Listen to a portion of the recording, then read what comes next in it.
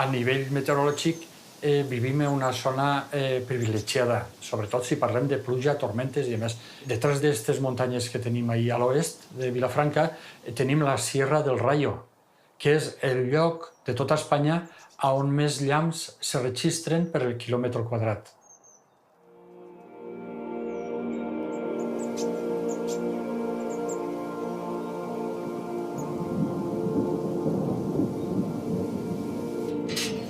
Cada dia vinc a l'estació sobre les 8:30, a les 9. La faena, si és que se pot dir faena que faig, és simplement mirar la temperatura màxima, que en aquest cas s'anota pel dia anterior, la mínima d'aquest mateix matí, la precipitació, si n'hi ha hagut, i després la humitat relativa.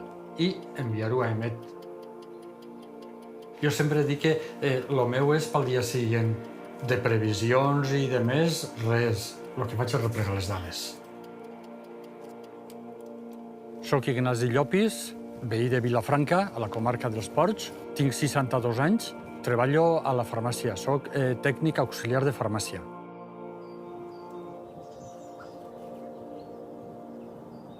La relació en la meteorologia comença l'any 87. La persona que porta antes l'estació meteorològica de Vilafranca era una persona ja un poquet major i quan ell se va trobar que tenia que deixar l'estació m'ho va proposar a mi. I total que fa 31 anys que estic allí.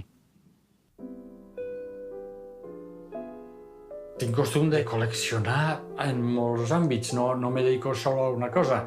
A ma casa tinc una col·lecció d'etiquetes de medicaments ja més o menys antics, diapositives, pòsters de festes, una xicoteta col·lecció de monedes, i entre altres, ahir també entra el de la meteorologia. Totes les dades les guardo, me faig les meves fitxes, me les enquaderno.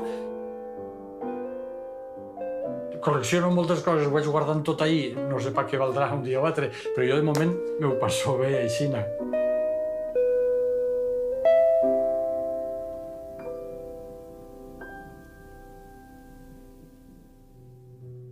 A primeres hores, sobre les 10, 9, les 10 del matí, comencen per damunt de la muntanya a eixir algun núvol i poquet a poquet ja se va formant la tempesta.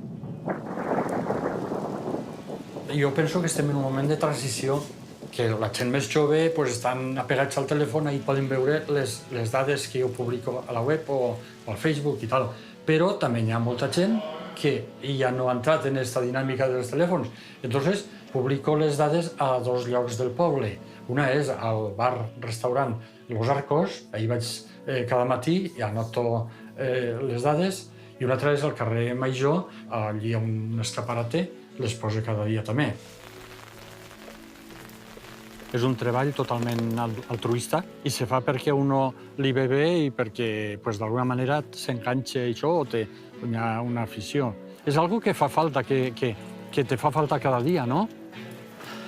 Hola, bon dia, què tal? Eres Silvia? Hola, Quique, bon dia, què tal? Bé?